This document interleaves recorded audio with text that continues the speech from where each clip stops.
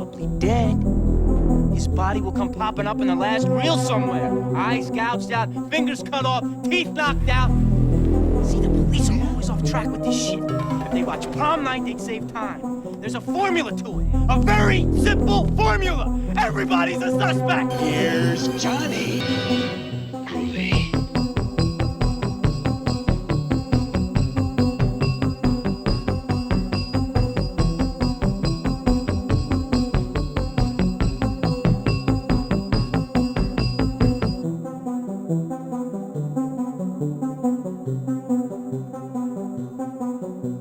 Yo, what up, y'all?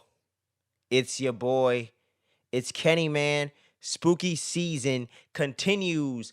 Oh, let's get it, man. We are here today, tonight, whenever you're watching this, man. We're celebrating everything within the world of horror, the world of Halloween. For all my horror Halloween freaks, baby. It's Halloween all year round, all 365, but we really going all into it. We're going ham for these 31 days of October, baby. We've been hitting you with horror content every single week, nearly every single day. And if you've been missing out on it, it's only because you didn't click subscribe or you got busy. But if you didn't click subscribe, you're missing out, boy. Click that button, click the like, the share, all that stuff. Helps the show, helps you out, lets people know about dope shit, and then we could do more dope shit. And when there's more dope shit, the internet's more dope shit. You know what I mean? So fuck it. We're going to keep this thing moving, man. But enough of the preamble, enough of the plugs, enough of the house cleaning. It's time to get into one of the dopest horror flicks, in my opinion, as a slasher fan, as a horror fan. This movie literally solidified me as not a horror fan per se, but a slasher fan, and it opened my eyes to both the Friday the 13th franchise and the Nightmare on Elm Street franchise. That's right, I'm talking about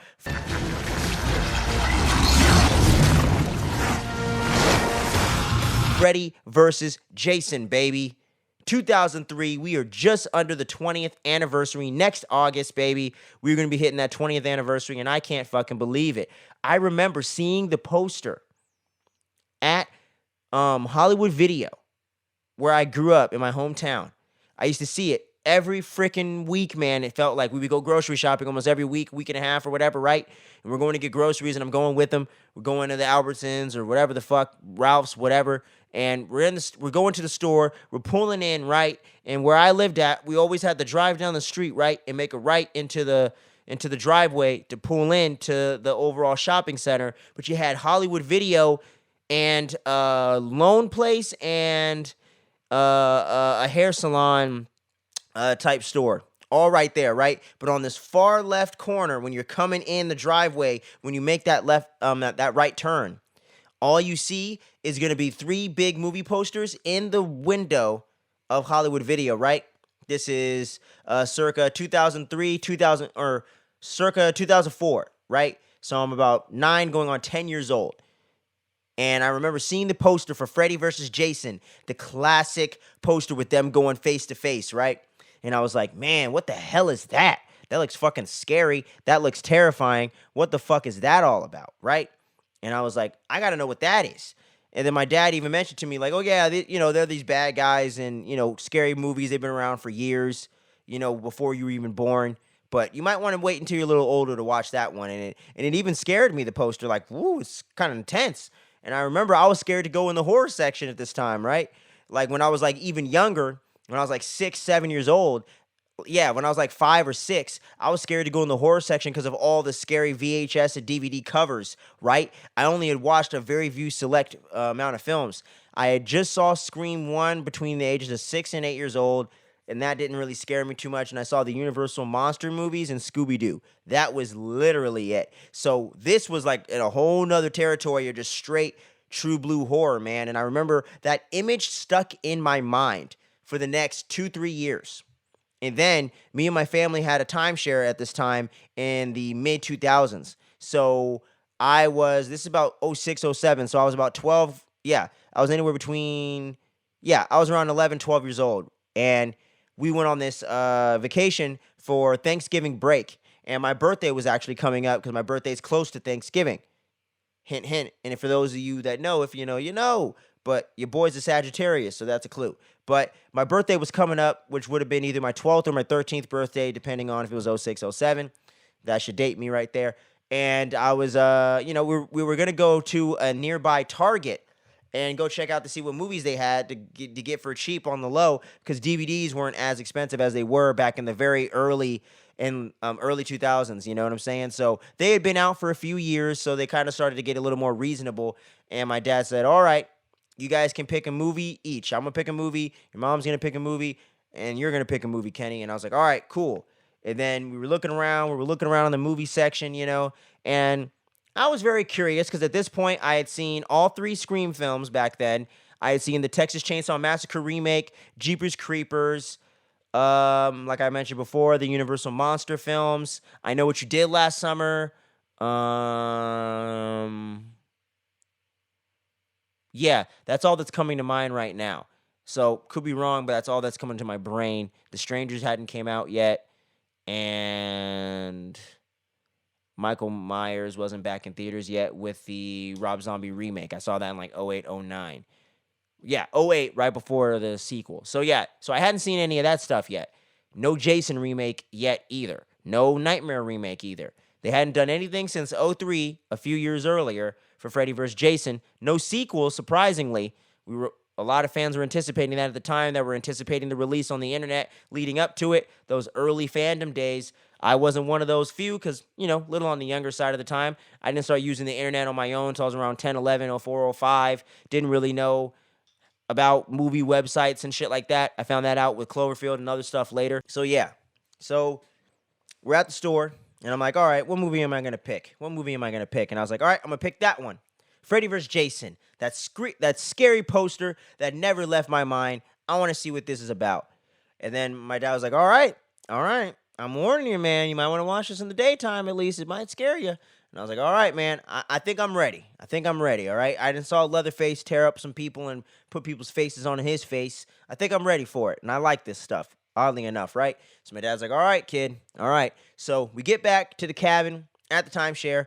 We're going in there. And I got my own little room to myself, and I was like, all right, cool. We got this nice little TV in there, you know what I'm saying? Probably barely even the size of my computer monitor, and I have a fairly small laptop, so that'll tell you something. But, it's 06, 07, you know what I mean? And, yeah, so I was hyped. I'm ready to pop this thing in, and then you get the whole opening introduction that pretty much recaps all of the Friday and Nightmare franchise, but it's narrated by the great Freddy Krueger, of course, Robert Englund, baby, and just that overall voiceover and the way he's recapping these events and the way they're montaging all this stuff. I'm like, whoa, this looks so cool. Holy shit, like Freddy's doing crazy shit. What the fuck is that? And I'm like, whoa, what's going on here? And then he's all, I can't come back if the kids don't remember. I'm like, oh shit. Like, this guy's coming in your dreams? That's what he does? I'm like, whoa, what the fuck? And then this guy's gonna kill people with a knife? Whoa. So you got him with razor fingers and he has powers. He has magic. I'm like, it's like Harry Potter if he was a killer or something. I was like, my 12-year-old, mind was 11, 12-year-old brain was like, what? Holy shit. You're gonna have both of these guys doing this kind of shit in the same movie? That's what this is? And they've existed for all this time doing all this shit? I was like, wow, how many movies are there? What's the deal? But then, obviously, you see Freddy wake up Jason. I need you to go to Elm Street. The children have been very bad on Elm. And you get the whole thing with his mother. So it really fills you in on a lot of details in a very economic way without being too exposition heavy and taking way too much time and going way too inside baseball for people that are A, just getting into the genre, or B, aren't into the genre but just want to have a little bit of a thrill, a little bit of a romp, if you will, right? So I love the way that they recap the franchises from both perspectives in a certain sense, but more heavy on Freddy, and really give you his backstory, everything going on there, how Jason works, what he's about. He brings him back to life, and then you get the most badass intro of all time, and then bam, there you go. We're in this thing, and then it starts off with the classic TNA. I'm like, whoa! I'm glad my parents weren't watching this one with me. Kind of like it. You know what I'm saying? Early puberty days and shit, so I'm all in on it. And then Jason murders her brutally, and I'm like, oh, shit. And I didn't know this was the formula yet, so this is all new to me. And I was like, whoa, man, he just put her, stabbed her and nailed her up against the tree. That's fucked up. Now we seen his mom again. This motherfucker crazy. And then we find out it's Freddy, and I'm like, oh, I get it. I see what he's doing, using him to put fear. They're gonna think it's Freddy. I like this plot. And overall, that plot really fucking works, man. And then from there on, it just blew my mind from scene to scene to scene to scene. And it was just crazy stuff, man. And it just blew my mind. And I was instantly a fan of both of these characters. And as you guys can see, and as you guys know, still am. I'm a little bit more of a Jason guy than a Freddy guy, surprisingly enough, even though Freddy Krueger is an amazing character. Robert Englund, mwah, chef's kiss. You're one of the best of all time. You're a motherfucking legend, man. And it's awesome. I just love everything Robert Englund does, and I can never imagine him not being in the role. But we know we can't do it forever, and if they keep making nightmare movies, and let's hope they start to do it in this decade sooner rather than later. He can't do it forever, but I hope some way he can, and they make animated shit and do it like James Earl Jones. Keep Robert Englund forever. But it just totally opened my mind, blew my mind, and opened me up to both of these franchises. I love both of these franchises to death. The only other franchises that come close in the horror genre are two of those things right there. Obviously, Ghostface with Scream, and you got Slimer right there, Ghostbusters, which I can, horror comedy, whatever you want to say. I think it's a little bit of a fringe thing. And, of course, Halloween, my boy Michael Myers, you know what I'm saying, stocking those babysitters. But I love me some Freddy and Jason from then on. And then I finally started catching those Friday the 13th movies on, like, HBO and all these other things late at night when I wasn't supposed to be watching them. I saw, like, Chapter 7, and I think I saw 3 and 7 and 8, Jason Takes Manhattan. And then later on, a couple years down the line, my mom got me this 4-pack set with Freddy vs. Jason because they knew I liked that movie. And then it had 3 other Jason movies. 2 of the worst ones were Jason X, which is a lot of fun, but it's really bad, and Jason Goes to Hell, which I absolutely hate. And yeah, so that was I think that was it. I think it was a 3-movie pack. Yeah, a 3-movie pack. Freddy vs. Jason, and then 9 and 10 for Friday, Jason Goes to Hell, Jason X. So I watched the other 2 and said, woof, I don't know about these ones. 9 is just confusing and weird, and I don't like it. 10 is kind of fun, but a little too stupid. But I have fun with it. I have a lot more fun with it than I used to.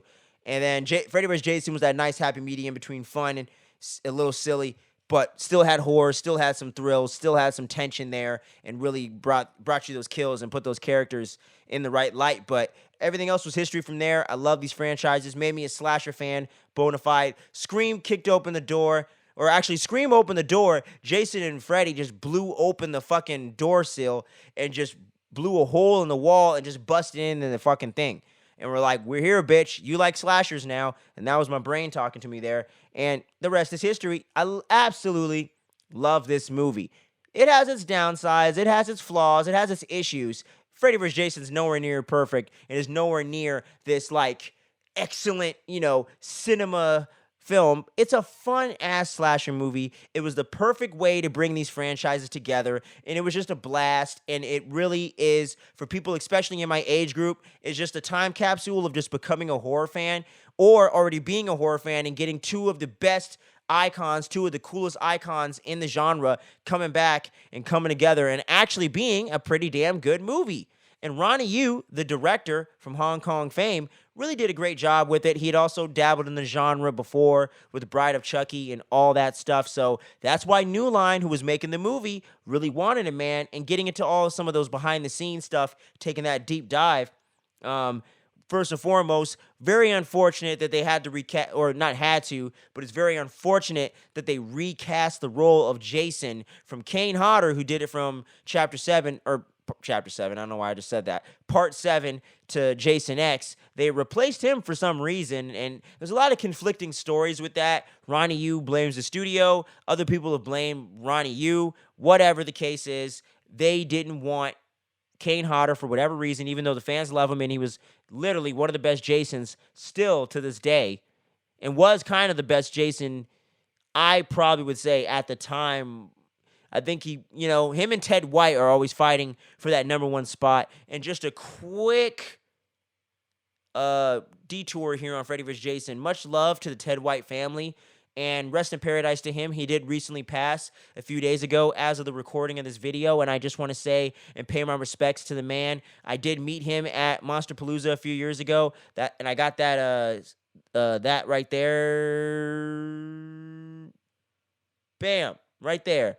That Jason mask is from the final chapter, part 4. It's a replica mask. I actually met Ted White and had him sign it. It was great. He was awesome. Such a nice gentleman. Such a great elder statesman in the horror genre and in the world of acting and stuff. And getting a chance to chop it up with him and getting to talk to him was a blessing. And I really just want to send out my prayers and my love and all my positivity out to his family. You know what I'm saying? And during this difficult time. And for the horror community, man, let's celebrate Ted White and drop your favorite Ted White moment below in the comments for all my deep cut, all my all my really diehard Friday fans. I want to hear from you all about Ted White, or hit us up on the socials. Got that stuff in the description. But getting back into Freddy vs. Jason BTS stuff, man. Yeah, so we never really know definitively for sure if it was really the studio or the director that wanted Ken Kersinger, who ended up becoming Jason instead. And he's even bigger than Kane Hodder and really gives Tyler Mane oh my gosh, I'm forgetting the man's name, Derek Mears, a run for their money over there with Jason and Michael later on in the late 2000s. We'll get to that later on another day. But yeah, man. And when it comes to this film, it was in production hell forever. Ever since the early 90s, before your boy was even on this earth right here, it was in development since like 91, 92, 93. And they went through draft after draft after draft. And it was just rewrites on the same script. But a lot of that initial idea of how the franchises were coming together was pretty close to the same. But the only big difference earlier on was that there was a cult of people called the Fred Heads, which I kind of like this idea. I would like to kind of see this maybe in an anthology sense, or just something that maybe doesn't count towards the canon, but maybe just something like a what if, or like a fan film. Maybe I need to do this thing in the future. Who knows? But I would love to see that in some fashion or form, because there was going to be this cult that was obsessed with Freddy and wanted to bring him back and figured they could resurrect Jason by throwing his heart in the lake or something weird like that. So I can kind of see why they took out some of that stuff. But some of the genesis of people kind of rallying around this crazy ass killer and this weird cult is kind of weird, but sort of makes sense with some of those religious tones of the Freddy character and his whole backstory with, you know, the son of 100 maniacs and stuff, and the way that everything goes with his mom, Amanda Kruger, introduced back in Dream Warriors Part 3 of Nightmare. A lot of crazy lore and stuff that they could have dug into if they wanted to, but I guess they figured it'd be better to streamline it and just go off of the pre-established franchises without getting into too much of the nitty-gritty weird shit that the kind of both directions of both franchises went into. They kind of stuck to the basics and went back to basics and tried to keep it as simple as possible. And David S. Goyer, who some of my film nerds might know from things like the Dark Knight trilogy, Blade, other things like that, he was actually brought in to do the final rewrite of the Freddy vs. Jason script once they started getting Ronnie Yu involved and stuff like that. And he actually rewrote the script and really streamlined it into the shorter version that we all know today as the final version of Freddy vs. Jason, after they found it in the editing room and all that. And yeah, so getting into that early production stuff. So once it got to like maybe 98, 99, 2000, they really started getting the wheels turning on this thing. Freddy, oh my gosh, geez. Robert Englund was all in and was down to do it, and they just had to find the right Jason that they wanted to do, I guess, and get everything to come together. Sean Cunningham and, damn it, I forgot the man's name.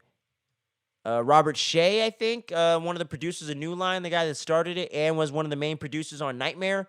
I'll have to look this up to make sure, but I think it's Robert Shea. They were two meetings in the minds here that wanted to get their franchises together and knew that it was a great opportunity to not only just make a ton of money, obviously, but to bring their franchises together and rejuvenate them and maybe get some new lifeblood to where they can keep doing things not just for themselves, but for the fan base. You know what I'm saying? Because although they're about their money, as we know from the current Friday the 13th lawsuit that seems like it's finally come to an end, we know they about that cheddar cheese. It's Hollywood, but at the time, they really knew that this idea was special, and if they can really get it off the ground, it could be something remarkable and really change the game. And even though you might not want to use the term remarkable, I think it definitely was awesome. I think they definitely made just about almost perfectly the best version you could do of this movie and really made something fun, especially for all of us big old horror fans, baby, all those horror nerds. You know what I'm saying? It really came together for us. And there was like literally like 17 drafts of this script from all the rewrites by the time Goyer came into this thing. And then the whole thing that really got the wheels turning, though, was when they needed a new executive at New Line that was actually a genre fan and had respect for the horror genre in particular as well, but science fiction and other things was definitely a plus as well. But they finally got a senior VP of production that they knew was going to respect the franchises that came before for horror, want to do some new fresh blood, and wanted to get the two big boys out of the big three together, and that was a wonderful woman named Stokely Chafin. She was already a horror fan, and she had worked on some other stuff before. I believe she might have worked on some of that 90s stuff, like I Know What You Did Last Summer. I think that's what she worked on. Let me look up her credits. Stokely's a name you don't hear a lot either, which is really interesting. Yeah, let me check something here. Stokely Chafin. Oh, she was a producer on Volcano from 97. I see that. That's cool. But yeah, man, and she's done some other stuff, obviously, but as a producer, she hasn't done anything in a long time. That's kind of interesting. But she did I Know What You Did Last Summer. Yeah, I knew it. And she did the sequel as well. So that was some of her first producing jobs along with Volcano. And then she got the opportunity to do a big horror franchise in the early 2000s, and she said, this has got to be the one. I'm going to go in and get this. And then they started looking for their director after they finally got the script tightened up and got it ready to move. It was time to find that filmmaker to bring the vision to life, to bring this all together and to actually create the film. And they talked with anybody and everybody. Like, she even said herself, I literally put out an open, pitching call. Anyone, if you got an idea and you work in Hollywood and have any sort of credit or no credit, fuck it. You got an idea, you got a script, come in here and let me know. If you got some credentials and shit, let's work and let's talk. So everybody from all corners of the world and all corners of Hollywood came out of the woodwork in LA to come pitch an idea for Freddy vs. Jason. And the one person that they wanted a lot that actually passed on it at first was the guy that got the job, Ronnie Yu. Didn't want it at first, but after thinking about it, considering his past work, looking into the franchises, and being a little bit of a horror fan himself, loving those Universal monster movies and having a lot of reverence for the horror genre in and of itself, and wanting to get back in that sandbox, he did it, and he did so very well, and did it with Freddy vs. Jason. So they hired him on and got him to do it, man. But it's so crazy how she met with, I literally wrote it down, she met with roughly 60 filmmakers. That's fucking crazy. 60 different filmmakers to figure this out, and Ronnie Yu was the one out of the 59 or 60 or whatever. That's insane, man. That's insane. I just can't believe that when I'm reading it right now, and when I heard it, I'm like, holy shit. So they finally got the train moving, and they started production in Vancouver, Canada, where they shoot a lot of film and TV, especially TV these days, on September 9th, apparently, 2002. So yeah, man, they shot it roughly just under a year before the actual release in, as I have here, August 13th, 2003. Summer of 03, baby.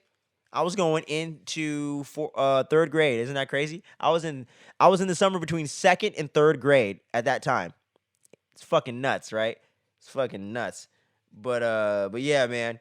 And it was really cool, man. And the production team really went all out when it came to lighting, cinematography, choreography, the action, the camera angles, the acting, the portrayal of the characters, and everything like that. They really did go above and beyond and really had a lot of respect for both of these franchises and really wanted to bring something special to the table and really put something out that they could be proud of and have a part of their resume that they can really, smile, look back on with a smile and with reverence and really impress us fans, you know what I'm saying, and impress the world at large out there. So I really appreciate them for that, and they really went above and beyond with just the color schemes of certain scenes to get certain aspects of the characters together. Watercolors for Jason, deep, primary colors for Freddy. I love the way that Ronnie Yu and the cinematographer and all those people behind the scenes really took the time to fine-tune those details. It's so cool.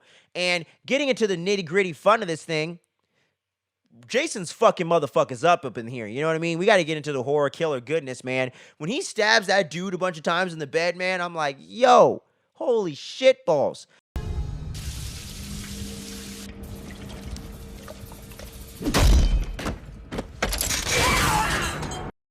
fucking nuts. And then later on, when Mr. Alcoholic guy that couldn't get any because he's too busy drinking and being a dick is at his house mourning the loss of his buddy Trey, and his dad's actually trying to check in on him, and then he goes to sleep. Freddy's about to attack him, but he ain't strong enough yet, so he gets lucky there that he doesn't get clawed up in the chest by Freddy in the dream world. He goes back to the present where his dad was sitting there and ended up getting attacked by Jason. His head is fucking cut off and already been beheaded, and then it just rolls off. You know what I mean? We're at the club and the heads are gonna roll, bro. I'm telling you.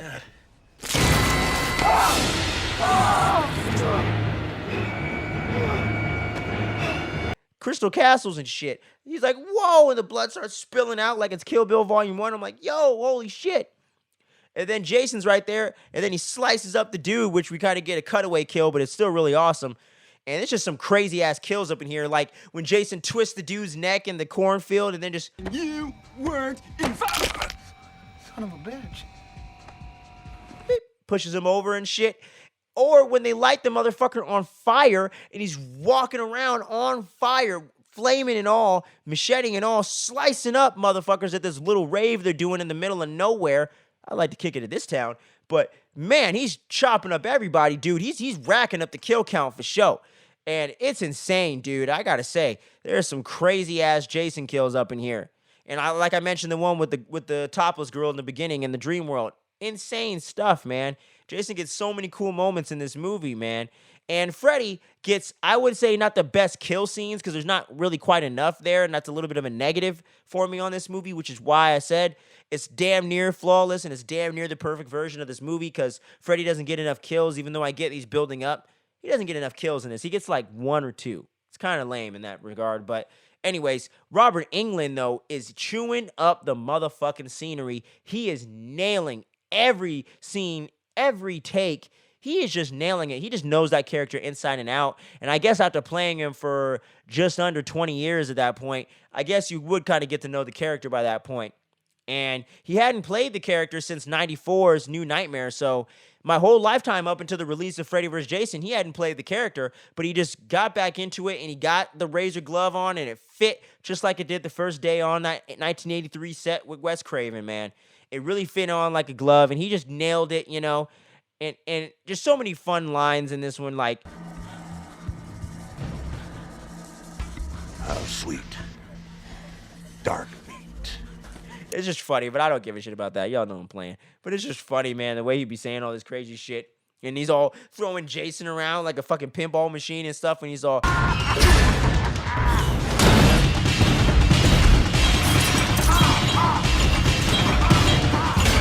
And there's just so many funny, great scenes, man.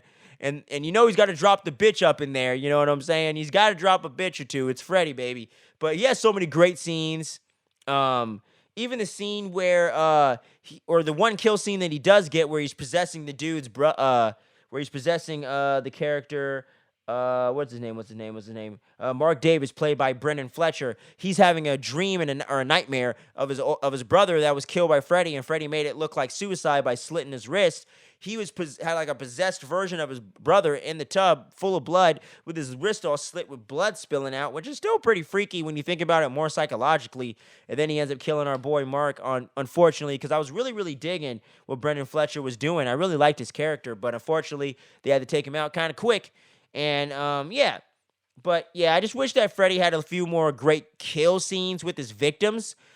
But when he's fighting Jason, it's fucking awesome. And the fights they have throughout the film are so well done. And the only one that's really cartoony that I think they could have toned down a little bit is the pinball one. But overall, it's fucking awesome, dude. I really, really dig it. I love their fucking fight at the end. And when Monica Keena's character of Lori gets involved, it's really, really dope. Speaking of which, just to pivot from my boys for a minute, I really love the final girl of this movie. I really love the main actress here of Monica Keena playing Laurie Smith. I love the little nod to the Laurie name from the Halloween franchise. I don't know if that was intentional or not, but it's kind of cool to get elements of all three franchises together in a neat, interesting way if you know the lore and the characters and all that shit, like, you know, as nerds do. Pretty cool stuff. But I thought Monica Keena really just killed it and really nailed her role of being that innocent girl that had a troubled past a little bit and really kind of... went under like kind of like a Sarah Connor kind of transformation and evolution throughout the film, slowly but surely. And I think they did a great job of fleshing her character out, giving her plenty of screen time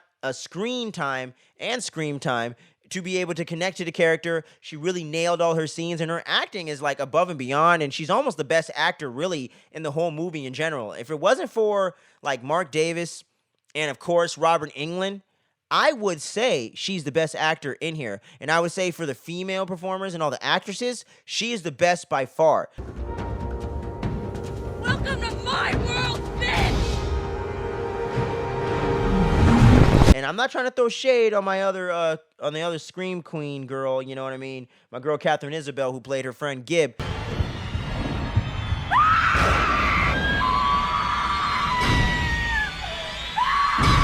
Not throwing no shade her way. She was cool too, but she was just kind of in and out a little fast and didn't have a whole lot going on with her character. The script didn't do her no favors there. Neither did it for Kelly Rowland, and neither did her acting ability, because Kelly Rowland, whoa, not the best. That's one of my only few negatives as well. But sticking on that positive, I absolutely love Laurie Smith in this film. Love the things that she's going through. Freddy taking the form of her dad, tripping out her old ex-boyfriend, Will Rollins, making him think it was the dad that killed her mom, but it was really Freddy that killed her mom. In the same house where Nancy's mom got killed and where they lived in the original Nightmare on Elm Street, man, on 1823 Elm or whatever the thing is. I'll drop it on the screen to get the real life one, but you know what I'm talking about, the Elm Street house. So I like how Monica moved in there. Laurie lived there. All that stuff went down with Freddy years ago, but they got rid of his ass, made everyone forget, and now he's back. And I'm like, oh, I like that connection with her and Freddy in a much more organic way that ties in to the pre-established lore. You know what I'm saying?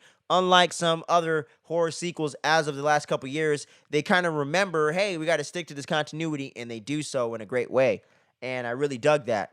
And yeah, so I just love Monica Keena in this film. She does such a phenomenal job. Ken Kersinger's just whatever as Jason. I think the kill scenes, he does a great job, but sometimes just walking or being in frame, I think unless he's fighting Jason or in the middle of killing somebody, more times than not, he isn't necessarily as great as someone like Kane Hodder, Ted White, or even Richard Brooker, you know what I'm saying?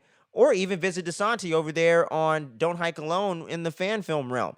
I just don't think that the guy was necessarily electric as Jason, but he wasn't bad. Like, I don't think we've had necessarily a bad version of Jason, except for maybe the guy that played him in part 5 wasn't the best. But other than that, I really think that Ken Kersinger is a very serviceable Jason. Just don't think you got the same electricity you get from my boy Kane Hodder, but it's all good, man. It's all good, man.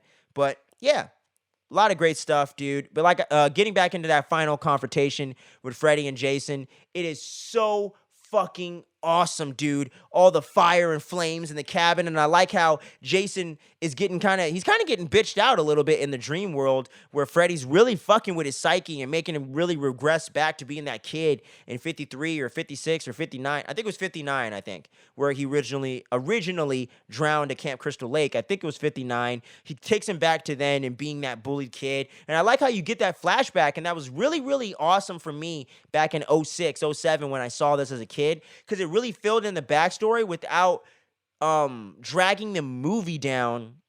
It let me have a fun ride with these characters in the present with new victims in a way that ties in a great fashion with the franchise, even in ways I wasn't aware of at the time, but it filled me in on the franchise and didn't leave me hanging. So I really appreciate that and think that really makes this film age a lot better and has a little more appeal than a lot of the other films in the franchise because of that. So I think it's a nice gateway and entryway into not just horror, but really the Friday the 13th and the Nightmare on Elm Street franchises. I really love that fact and really love the way they did that. But the use of fire and everything in the end there at the lake and the juxtaposition of Freddy with the fire and Jason with the water, and like how even Homegirl says earlier, how can we use that? You know what I'm saying? Like, I like that whole dichotomy there and the way that they pull that in. And I love the whole plot point as well of the hypnocil. The hypnocil of making people not remember their dreams in order to get rid of Freddy.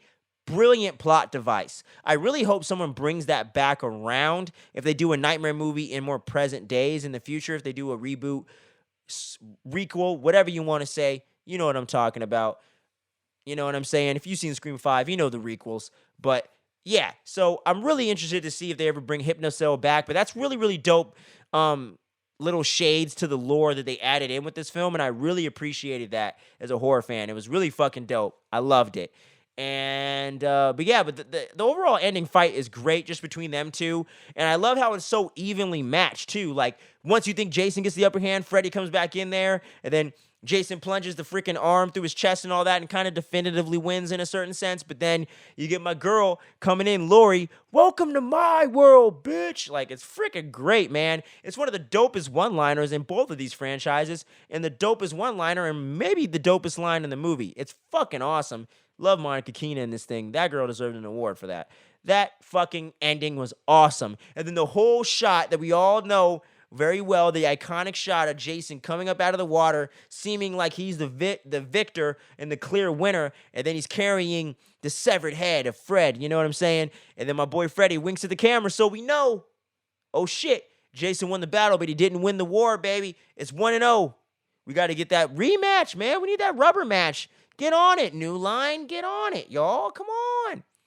Let's get it going. Freddy vs. Jason 2, I'm ready for it, baby. I'm ready. Let's get these franchises back. No, I'm just playing. I don't know. Maybe someday.